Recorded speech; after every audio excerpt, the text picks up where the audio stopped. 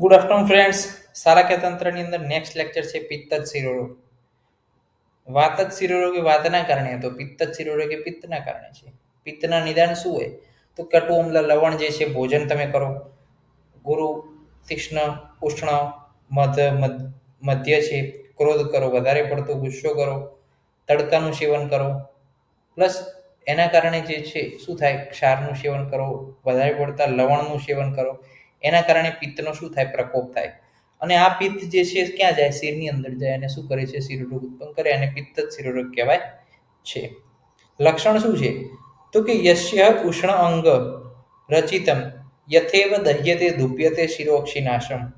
એટલે કે જેવી રીતે કોલસાની અંદર ગરમ કર્યું હોય આખા હેડને, એવી દાહ થાય, એવો ધૂમ થાય છે, એવી યથેવ દહ્યતે, એવી દાહ થાય, યથેવ ધુપ્યતે, એવી ધૂમ થાય છે.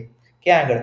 શિરો અક્ષી અને નાસમ, નાકની અંદર એવું ધુમાડો અને દાહ જોવા મળે છે.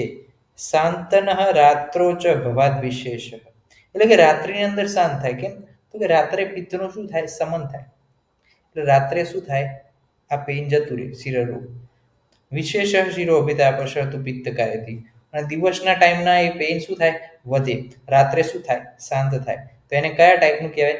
પિત્ત જ શિરોરોગ કહેવાય છે. ચિકિત્સાની અંદર શું કીધું? પિત્તે ઘૃતમ પય શેકા શીતે લેપાસનાવન પૈતે ઘૃતમ, એટલે કે ઘીનું પાન, પયમ દૂધનું પાન. એટલે પહેલા શું લીધું? ઇન્ટરનલ મેડિસિન લીધી. ફર્સ્ટ પાર્ટમાં ઇન્ટરનલ મેડિસિન. પેતે ઘૃતમ પય શેકા શીતલેપા, પછી લગાવવાની વસ્તુ લીધી. પહેલા પીવાની વસ્તુ લીધી, ઘી અને દૂધ, પછી લગાવવાની. શેક શીતલેપા, લેપનું શીતલ લેપ અને શેક કરવાનું કીધું. ત્યારબાદ સનાવના નશ્ય, નશ્ય કરવાનું કીધું.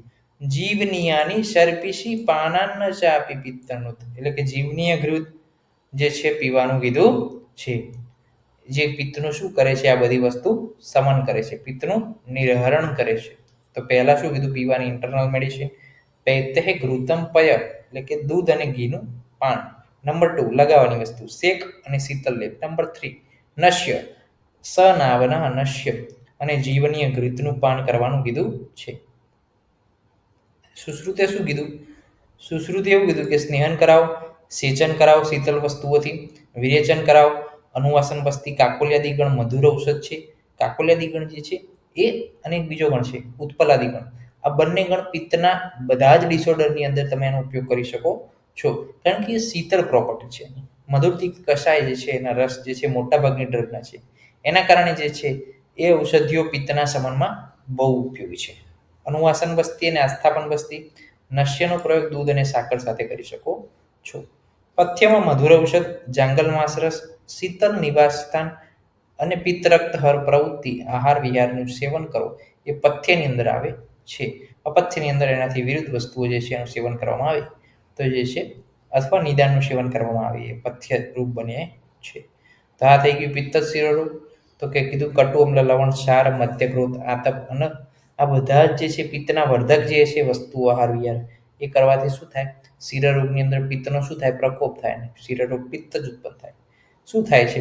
તો કે જે આખું સળગાઈ દીધું હોય, કોલસાની અંદર સળગાવ્યું એવું, નાક, આંખો, શિરા, કાન, આ બધું જે છે બળે છે, એની અંદરથી ધૂમ નીકળતો એવું લાગે છે. પ્લસ રાત્રે પેઇન શું થાય, શાંત થાય છે, દિવસે પેઇન વધી જાય છે. ચિકિત્સામાં શું કીધું? ઘી પીવાનું કીધું. ઇન્ટરનલમાં છે, ઇન્ટરનલ ઘી આવી ગયું, દૂધ આવી ગયું. શીતળ લેપ, શેક કરવાનું કીધું. નશ્ય કીધું. જીવનીય ઘૃતનું પાન કીધું. સુશ્રુતે ઘણી બધી આઈટમ કીધી. સ્નેહન, સેચન, વિરેચન, અનુવાસન, આસ્થાપન, નશ્ય, પથ્ય અને અપથ્ય વિશે ખ્યાલ રાખીને આપણે પિત્ત રોગની ટ્રીટમેન્ટ કરી શકીએ છીએ. થેન્ક યુ સો મચ દોસ્તો. જય હિન્દ, જય આયુર્વેદ, જય ધન્વંતરી.